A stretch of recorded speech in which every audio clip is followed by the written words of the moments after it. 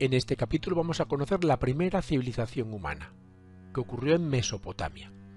Hablaremos de su ubicación, de cómo estaba estructurada la sociedad, qué inventó, cuáles fueron sus etapas, cómo se desarrolló la agricultura y los metales, cuál era su religión y cuáles eran sus artes y culturas principales.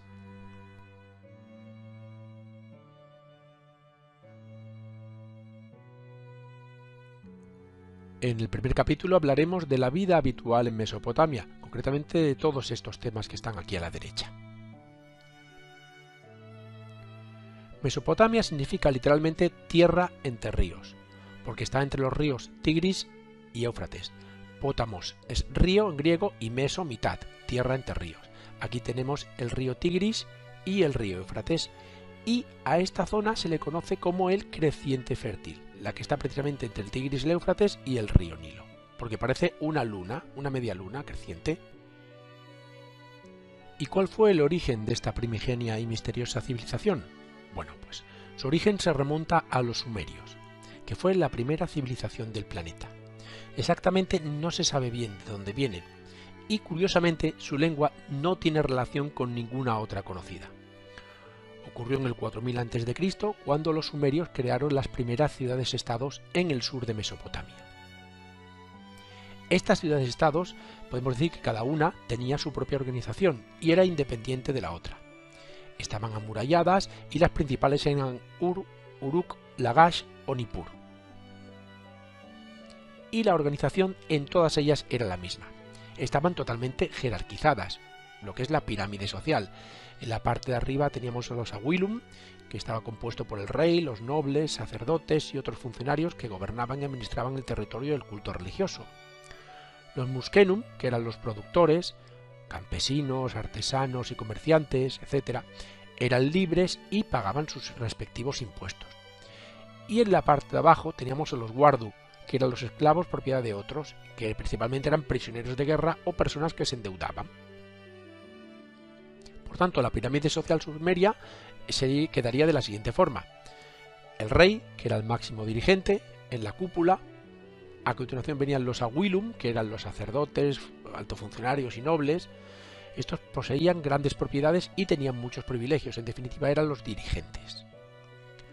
Los Muskenum, que eran hombres libres, comerciantes, agricultores, ganaderos, artesanos, pagaban impuestos a los Awilum y tenían menos derechos que estos. Eran en definitiva lo que se conoce como productores. Y en la base de la pirámide estaban los Wardu, que eran los esclavos, ya sea por deudas o por botín de guerra. Por tanto, al ser esclavos pertenecían a otra persona y no tenían ningún derecho. En la agricultura y la ganadería podemos ver que la agricultura, como una zona entre dos ríos, lo que hicieron ellos fueron crear una red de canales, esclusas y acueductos entre el Tigris y el Éufrates para crear una zona de cultivo de regadío entre ambos ríos. Sembraron en surcos para aprovechar mejor la semilla, principalmente cereales como cebado y trigo. Esto fue una innovación técnica y por tanto, como sembraban cereales, su alimentación principal era el pan y una especie de gachas de trigo. El limo de las inundaciones de los ríos aportaba nutrientes a la zona, que es ese barrillo de color marrón que va con el agua, y también cultivaban palmera datilera, olivos, la vid, el sésamo, etc. Y en la ganadería podemos ver que la zona de ríos estaba rodeada de estepas, y estas se utilizaban como pastos para el ganado cuando llovía. Principalmente el ganado estaba compuesto por ovejas y cabra, que era el más común. En metales podemos decir que estamos hablando de una zona deficitaria en metales. Es una zona de ríos, una zona llana, por tanto es deficitaria en metales. Y debían conseguirlos en las zonas de alrededor, que sí eran muy ricas, sobre todo la península de Anatolia, que sería esta de aquí, el Cáucaso, los montes Zagros, etc. Y tenían lógicamente que conseguirlas. Estas zonas, el problema que había era que estaban habitadas por pueblos menos desarrollados que no supieron aprovechar estos recursos, pero eran muy guerreros. Y a la larga, los habitantes de Mesopotamia fueron los que mediante el comercio controlaron este bien e intercambiaron bienes y cultura con estos pueblos menos desarrollados. Los principales metales que importaban eran el cobre, el estaño, el hierro, el oro, la plata, el arsénico, el plomo, e inventaron la metalurgia del bronce, que es la siguiente. Vamos a explicarla. Cuando se desarrollaron las aleaciones se produjo el nacimiento de la metalurgia del bronce, que se diferenció en dos vertientes según los metales con los que se obtenía la aleación, bien fuesen cobre y estaño o cobre y arsénico. Vamos a ver cómo es esto. El bronce arcenioso se desarrolló en áreas del Cáucaso, del este de Anatolia y el sur de Mesopotamia y levante mediterráneo, en el eje norte-sur, que sería este de aquí. Y el bronce de estaño predominaba en Irán, en toda Mesopotamia, el norte de Siria y en Sicilia, que es el eje este-oeste. Y por último, diremos que el punto de cruce entre estos dos ejes es precisamente el sur de Mesopotamia, la cuna de la civilización sumeria. Esta situación se mantuvo durante los milenios 6 al 3 a.C., hasta que en el segundo el bronce arsenioso desapareció. Hemos dicho que era una zona rodeada de pueblos menos desarrollados pero muy belicosos, tanto en el norte como en el este. Y solamente estaba protegida por los desiertos del sur y del oeste. Por tanto, aparte de las guerras que tenían con ellos, también tenían guerras entre ciudades por el dominio de las rutas comerciales y de los derechos del agua. Y la segunda, como hemos dicho antes, era guerra contra pueblos invasores. A diferencia de Egipto, Sumeria no tenía una posición estratégica porque sus fronteras naturales eran muy débiles y además sus murallas eran de adobe, con lo cual eran fácilmente asaltables. La religión que practicaba, pues, eran politeístas. Aquí vemos unos ejemplos de sus dioses y esta sería la cosmología sumeria. Creían en un cielo, en un An y en un inframundo, que era un Kur. Y la Tierra estaba en medio rodeada de un océano. Los dioses, pues el principal era el dios Anu, que era el dios del cielo, y luego tenían otros dioses relacionados con la naturaleza y la fertilidad de la tierra. Los lugares de culto eran los zigurats, que eran templos en forma de torre piramidal escalonada, y en la cúspide de la parte de arriba tenían el templo. Los encargados eran los sacerdotes que gestionaban estos templos, y el principal era el sumo sacerdote, que era el exponente máximo, que tenía muchísimo poder. Vamos a ver ahora, en la línea del tiempo, los imperios mesopotámicos del más antiguo al más nuevo. Tenemos el imperio sumerio, que duró del 3000 al 2350 a.C., que fue la primera civilización donde se crearon las ciudades-estado. Luego el imperio acadio, que duró del 2350 al 2200 a.C., que fue el primer gran imperio mesopotámico propiamente dicho. El rey Sargón sometió a todas las ciudades mesopotámicas y las unió, pero su muerte provocó la decadencia de este imperio. A continuación vino el renacimiento sumerio, que duró hasta el 1800 a.C., fue época de revueltas y de inestabilidad política y económica. Acto seguido vino el imperio babilónico, que duró del 1800 al 1250 a.C. también, en la que Babilonia derrotó al resto de las ciudades mesopotámicas y las unió. El reyes más importantes fueron Hammurabi, que hizo un código legislativo, y Nabucodonosor, que construyó la puerta de Ishtar, que esto lo vamos a ver luego. Luego tenemos el imperio asirio, que duró del 1250 al 539 a.C., que los asirios fueron un pueblo invasor del norte, conquistaron el este del Mediterráneo y Egipto, y comerciaban con metales y pieles. Y el último imperio fue el imperio persa, que duró del 539 al 330 a.C., donde el rey Ciro expulsó a los asirios y empezó a gobernar toda Mesopotamia. Ahí se expandió Mesopotamia desde la India hasta el Mar Egeo, fue la época de mayor expansión, pero fueron derrotadas por Grecia, concretamente por Alejandro Magno. Y esto es un ejemplo gráfico, que veáis los mapas de cómo fueron los imperios que cada vez poco a poco fueron desarrollándose. El primero fue el imperio sumerio. A continuación el imperio acadio, vemos cómo ya unifica toda la zona. El renacimiento sumerio, el imperio babilónico, el imperio asirio y el imperio persa. Vemos como poco a poco van aumentando los territorios y se van uniendo todos en uno.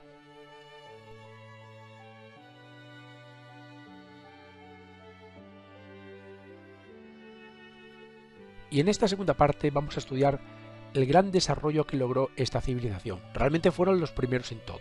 Fue una época de grandes inventos. Podemos decir que los sumerios fueron los grandes inventores de todo.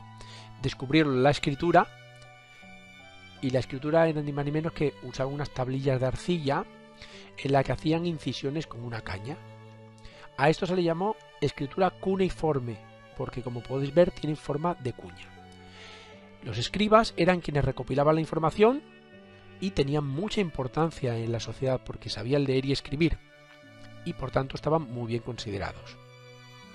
Mediante la escritura pues lo que hacían era redactar documentos de historia, de transacciones comerciales, de recogida de impuestos, de contabilidad, y gracias a que están en arcilla y se cocían se han logrado mantener muchos y recuperar en la época actual. Y la escritura pasó por tres grandes fases.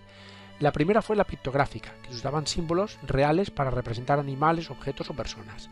La segunda, la ideográfica, que eran símbolos más abstractos y menos realistas para representar ideas. Y la tercera y última, la alfabética, que dejaron de representarse objetos o ideas y reflejaron la lengua hablada, que esto lo inventaron los fenicios, la alfabética. Y otros inventos, aparte de la escritura, que fue fundamental, fue que realmente lo inventaron prácticamente todo, porque tenían un sistema de numeración sexagesimal para contar, medir o pesar. Cada cifra hasta el 60 era representada por un número. Nosotros tenemos un sistema de base decimal en el 10 y eran en el 60. Inventaron el reloj con 12 horas, 60 minutos y 60 segundos, el calendario de 12 meses y 360 días. Inventaron también el primer manual de medicina del mundo.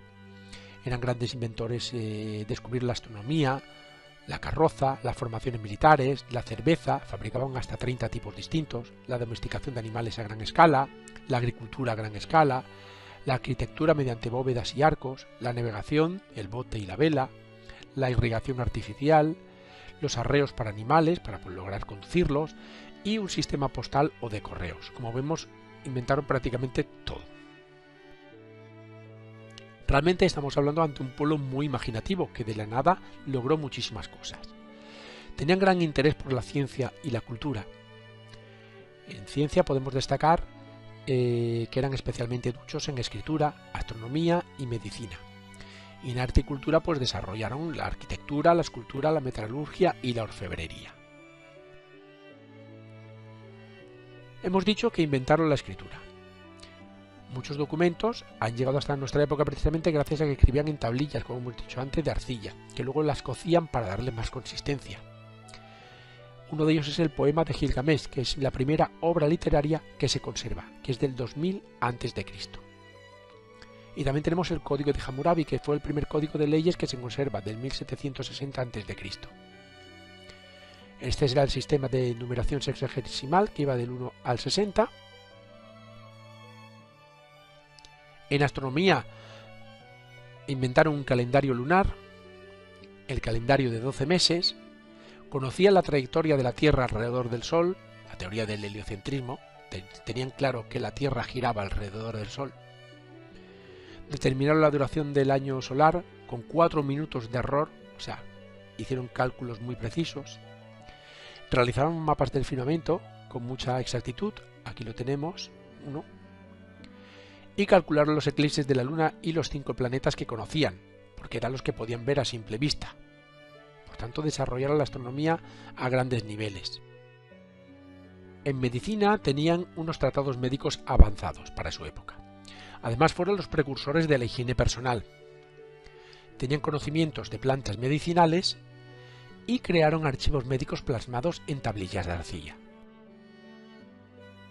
En arquitectura, como no, utilizaban lo más común, el adobe, que es la mezcla de barro con paja, porque en la zona no existía piedra ni madera, estamos hablando de una zona arcillosa, de ríos, en la que no existía piedra ni madera, por tanto utilizaban el adobe.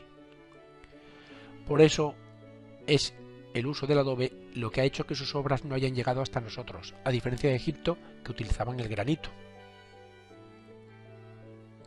Los muros los levantaban con adobe y se unían a otros mediante arcos y bóvedas. Aquí podemos ver, por ejemplo, un ejemplo de los jardines colgantes de Babilonia o de la puerta de Ishtar.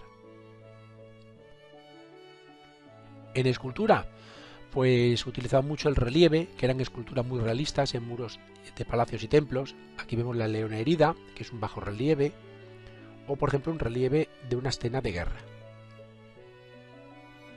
Y también fabricaban exvotos, que eran pequeñas estatuas de temas religiosos o políticos hechas en piedra, marfil, madera, etc. En metalurgia conocían y dominaban el arte de los metales. Usaban aleaciones, primero como hemos dicho antes de cobre y luego de bronce, cobre más estaño, y más tarde ya de hierro. Y fabricaron armas y herramientas de todo tipo, espejos, puñales, hachas, etc. Y en orfebrería también fue un pueblo muy avanzado. Crearon obras de arte muy realistas y bien acabadas, como joyas, figuras, copas. Aquí podemos ver 3 ejemplos. Y esto ha sido todo. Muchas gracias por escucharme y espero que te haya servido de ayuda. Para más información entra en youcan.com.